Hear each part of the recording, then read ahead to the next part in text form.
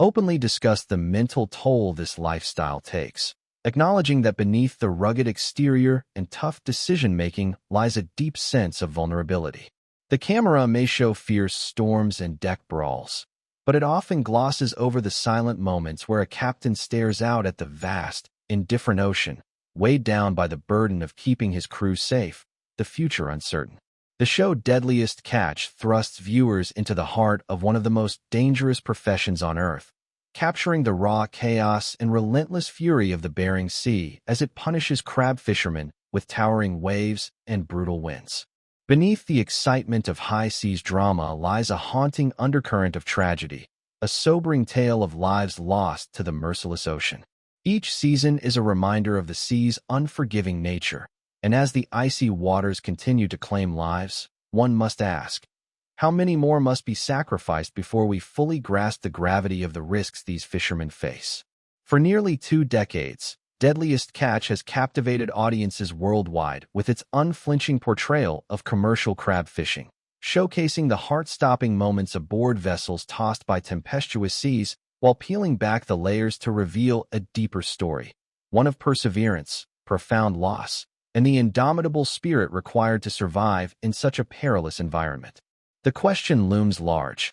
What drives these captains and their crews to return to the sea season after season despite the constant danger? The answer lies not only in the promise of financial reward, but also in tradition, pride, and a deep connection to the sea that defines their way of life.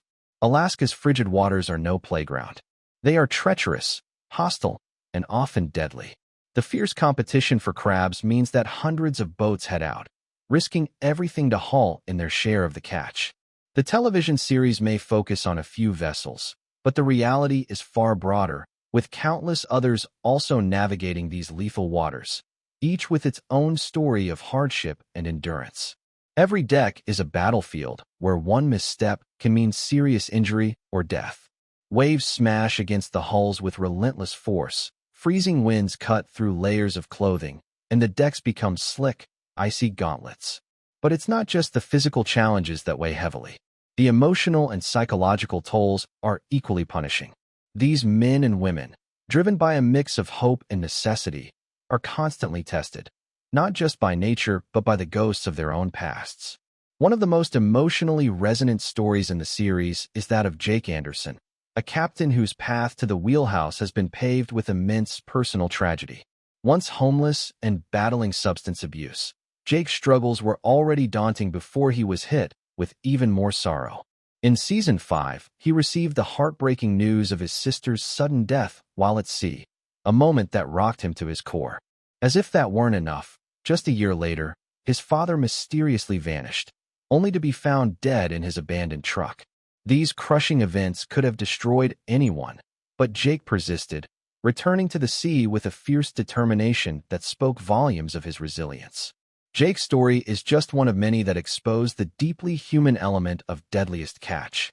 Another example is Joshua Tell Warner, a deckhand whose secret past as a bank robber came back to haunt him. Between 2007 and 2009, Warner had committed a string of bank thefts before joining the show.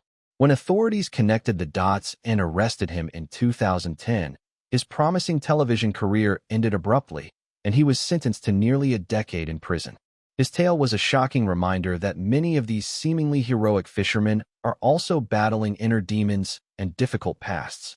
Reality television might glamorize aspects of their lives, but it cannot shield anyone from justice or personal consequences. Then there's Captain Sig Hansen, one of the most iconic and enduring figures in the series. Born on April 28, 1966, in Seattle, Washington, Sig is a fourth-generation fisherman who inherited both a love for and an obligation to the sea from his Norwegian father. By age 24, he had become captain of the Northwestern, fulfilling a legacy that had been years in the making. Throughout the show's history, Sig has been portrayed as a pillar of strength and leadership, mentoring younger fishermen like Jake Anderson and ensuring that his family name remains synonymous with Alaskan fishing excellence. His daughter Mandy Hansen has since stepped into the family business, pushing through skepticism in the male-dominated industry and proving herself capable of surviving and thriving in one of the harshest professions on Earth. Despite his commanding presence, Sig has not been immune to personal and professional hardship. His on-screen heart attack was a jarring moment for fans and crew alike, exposing the very real physical dangers that come with a life spent battling the elements. His close friendship with Captain Phil Harris added another layer of emotion to his journey, and Phil's death was a deeply felt loss. During Season 6, Phil suffered a stroke and, in a raw and powerful moment, insisted that the cameras continue to roll as he fought for his life. He ultimately passed away just days later, leaving behind his sons Josh and Jake Harris and an audience devastated by his loss. Since then, Josh has tried to uphold his father's legacy by captaining the Cornelia Marie, facing numerous personal and professional obstacles along the way. Jake Harris, on the other hand, has struggled more visibly, his battle with addiction playing out in and out of the public eye. His downward spiral, marked by run-ins with the law and attempts at recovery, serves as a harsh reminder of the mental health challenges many fishermen face after prolonged exposure to the stress and isolation of life at sea. The challenges faced by the crew members who filmed Deadliest Catch are no less daunting than those of the fishermen themselves. These camera operators spend up to 5 weeks on the vessels, capturing more than 30,000 hours of footage each season under the same perilous conditions. They must contend with saltwater damage, freezing temperatures, and the constant risk of injury, all while striving to document the raw intensity that makes the show so compelling. While some scenes are enhanced or refilmed for dramatic effect, the danger is never faked.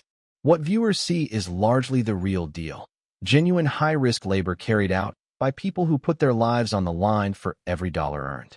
Financial hardship also looms large in the lives of these fishermen. Alaskan crew members often rely on state subsidies just to make ends meet, while out-of-state workers tend to earn higher wages. The 2005 implementation of the quota-based catch share system helped improve safety by allowing crews to wait for more favorable weather, but the Bering Sea remains one of the deadliest workplaces on Earth. Injuries, accidents, and fatalities are still a grim part of this industry.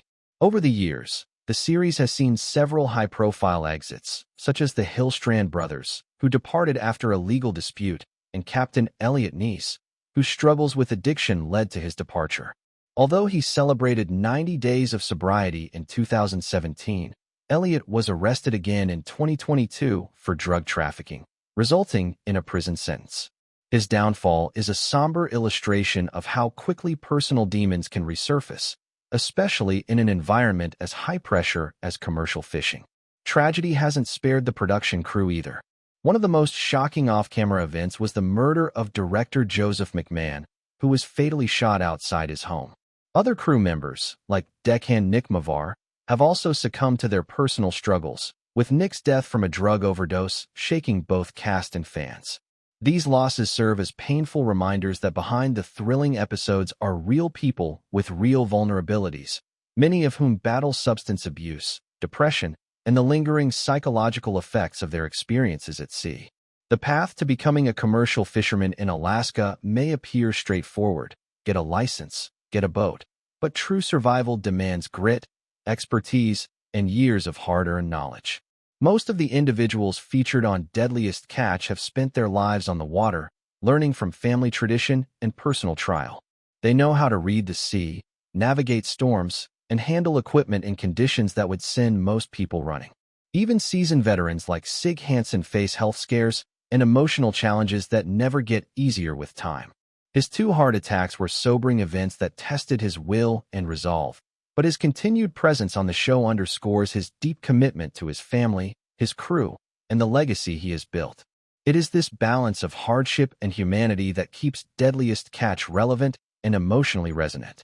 Unlike other reality shows that rely on contrived conflict and artificial suspense, this series delivers real stakes, real losses, and real courage.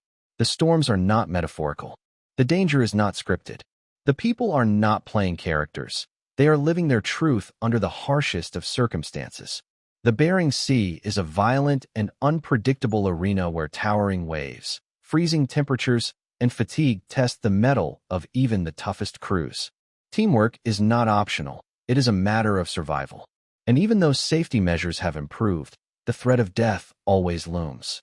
For every captain featured on television, there are dozens more out there risking everything without cameras rolling. Many of them face crushing economic pressure, with the high cost of boat maintenance, gear, and labor often outweighing their profits. A bad season can mean losing a home or being forced to sell a vessel passed down through generations. In desperate bids to stay afloat, some fishermen venture into dangerous waters or fish in treacherous conditions, further amplifying the risks they face. These behind-the-scenes realities add even greater depth to the stories told on Deadliest Catch. The personal journeys of the Harris brothers after their father's death, Josh's effort to captain the Cornelia Marie and Jake's battles with addiction, offer powerful insights into the emotional and psychological weight carried by those in this industry. Isolation, exhaustion, and the pressure to succeed can drive even the strongest individuals to the brink. Beyond the addiction narratives, the emotional toll of prolonged absences from home is staggering. These men and women miss birthdays, holidays, and important milestones, their family lives often fraying under the weight of absence and risk. For some, the sea becomes a refuge from problems on land. For others, it is a contributing force to their unraveling. Yet amidst all this hardship, there are stories of empowerment and triumph, such as that of Mandy Hansen. As the daughter of Sig Hansen, Mandy entered an overwhelmingly male industry with determination and resilience. She faced skepticism from those who doubted her capabilities, but earned her place through hard work, skill, and unshakable grit. Her story serves as a beacon for women in the industry and an inspiring subplot within the broader narrative of survival and legacy. Ultimately, Deadliest Catch is more than a reality show. It is a visceral, unfiltered chronicle of the human spirit's capacity to endure. It shines a spotlight on the hidden, storm-lashed world of crab fishing, celebrating the bravery of those who navigate its perils and mourning those it claims. As long as the Bering Sea continues to challenge those who dare to confront it, the stories of these fishermen, of hardship, loss, and unyielding resolve, will continue to resonate deeply with audiences around the globe. Even as Deadliest Catch sails past its 20th season, the show continues to evolve, taking on new dimensions with the introduction of younger captains, shifting regulations, and changing ocean conditions brought on by climate change. The sea itself is no longer the same creature it was when the show first aired. Rising temperatures, shifting crab migration patterns, and decreasing populations have forced crews to adapt or risk financial ruin. Entire seasons have been canceled or cut short due to quota changes and conservation efforts aimed at preserving dwindling crab stocks, leaving crews devastated and viewers confronting a stark reality. Nature is fighting back. Once abundant king crab and snow crab fisheries have seen alarming declines, forcing some boats to pivot to other species or mothball their vessels altogether. These changes are not merely inconveniences. They are existential threats to the livelihoods of multi-generational fishing families who have relied on the ocean for survival. The environmental uncertainty echoes through every episode, amplifying the tension as each pot is hauled onto the deck. When a pot comes up empty, the silence is deafening. When a pot is full, it's a fleeting triumph, not a guarantee. Crews celebrate, but they also know the next string might bring nothing. There's a raw honesty in these moments, a reminder that nature does not play favorites. These are not scripted victories or manufactured defeats. They are the ebb and flow of survival, filmed in real time. The captains, too, have had to become more than just seafarers. They're now strategists, environmental observers, and mental health advocates. Sig Hansen, Keith Colburn, and others must not only chart courses and keep their crews alive, but also navigate the emotional well-being of men and women working in crushing isolation with high stakes and little rest. Many of these fishermen wrestle with PTSD, depression, or substance abuse issues. The addition of new blood to the show, like Captain Sean Dwyer of the Brenna A and younger crew members trying to prove themselves, injects fresh energy into a format built on endurance. These newer faces face the dual pressure of honoring their family's legacies while adapting to a rapidly changing industry. Sean, for example, took command of his boat at just 23 after his father's death. His leadership style is more modern, more calculated, and at times more empathetic than that of the older generation. But he faces the same brutal conditions and the same unrelenting expectations. The torch passing between generations on the show is both literal and symbolic. It reflects the real-life transition in the commercial fishing world, where the old ways must give way to innovation, where grit must be paired with adaptation. Yet even as the cast changes and the industry evolves, the emotional center of Deadliest Catch remains unchanged. It is still a show about brotherhood, about the bonds forged in adversity, and about the cost of pursuing a life defined by the sea. These fishermen are not chasing glory, they are chasing survival. And the series never lets you forget the price they pay. The stakes are heightened not just by nature, but by the reality that this is a finite way of life. The oceans are changing. The industry is aging. And the stories being told today may soon become memories of a vanishing world. For every victory celebrated with a fist pump and a full pot, there are moments of heartbreaking loss. Boats capsized, crew members lost overboard, families shattered. The cameras have captured death in its most immediate forms, heart attacks, drownings, emotional breakdowns, and have done so without glamorizing it. That transparency has made Deadliest Catch not just compelling but important. It has elevated it beyond entertainment and into the realm of storytelling that matters. The show's impact has also extended far beyond the TV screen. It has sparked public interest in ocean sustainability, brought attention to the mental health crisis among commercial workers, and even inspired legislation aimed at improving safety regulations for the fishing industry. Viewers once drawn by the spectacle now stay for the soul.